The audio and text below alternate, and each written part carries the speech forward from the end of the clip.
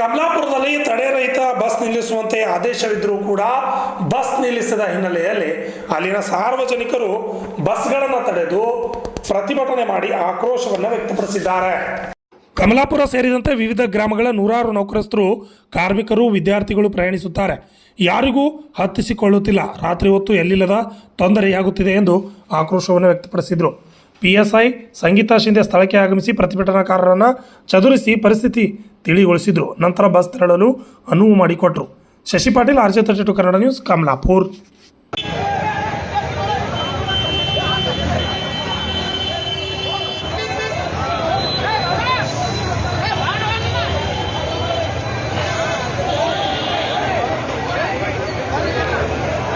ನೀವು ಇದು ಎದ್ರ ಬಂದ್ರಿ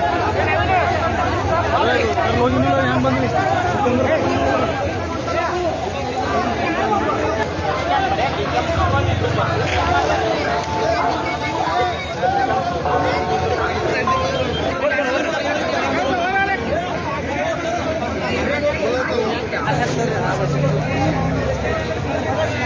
ಹೇಳ್ತೀನಿ ಅವನಿಗೆ ಹೇಳ್ರಿ ಸರಿ ನೀವು ಬರ್ರಿ ಇಬ್ಬರು